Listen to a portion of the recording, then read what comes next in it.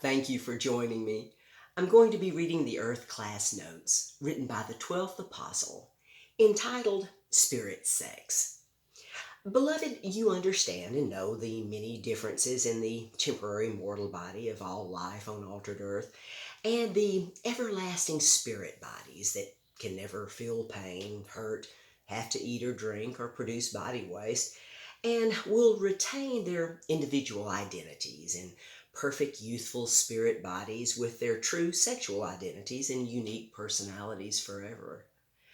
Consider the brief time humanity has in their temporary mortal bodies to produce progeny for the next generations, with the animals having a much shorter time. The intensity of the mortal sex drive is because of this, and some men learned how to eliminate this drive in their male animals and even in men by neutering them, which was a common practice in Daniel's day. These men were called eunuchs, a castrated man, of which Daniel was one.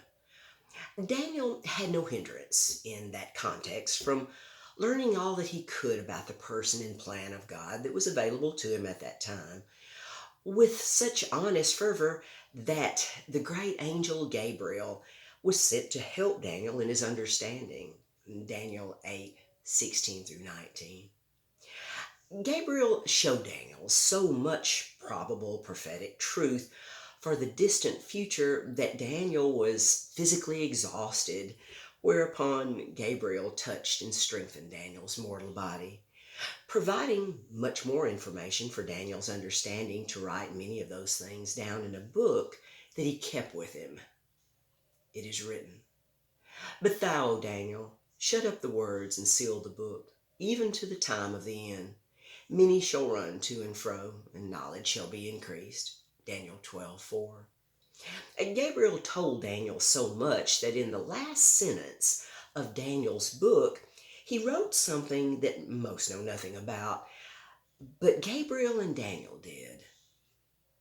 It is written, "But go thy way till the end be," meaning till the end of your time in your mortal body. "But go thy way till the end be, for thou shalt rest and stand in thy lot at the end of the days." Daniel 12:13.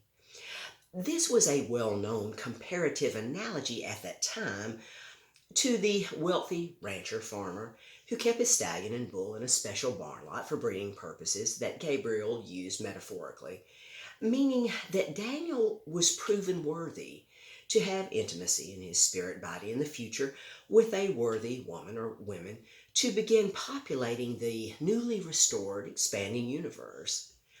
In this context, the main point therein is that the spirit body cannot be hurt, injured, or have any of its parts removed. The spirit body can actually walk through a thermonuclear blast with no effects to it, for it can never be changed or destroyed. The intensity of the sexual drive that is in most temporary mortal bodies is not in the everlasting spirit body. The act of intimacy will be forever considered to be a earned, worthy personal privilege to procreate progeny with a spirit woman of the same kind who has earned personal worthiness through the same means. After Lucifer's fall, he even tried to create men and animals on prehistoric Earth to prove he could be and do what God had announced he intended to do on Earth. But that was impossible for Lucifer to create life.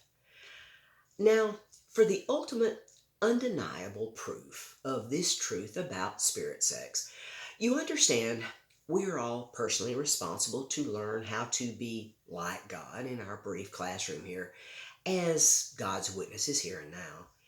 Consider how long God Himself waited for sexual intimacy with Mary, the mother of Jesus. Consider how long God has waited for sexual intimacy again. For God's spirit body is like a young, powerful, perfect man. Jesus Christ never had sex in his 40 years of testing here and hasn't afterwards.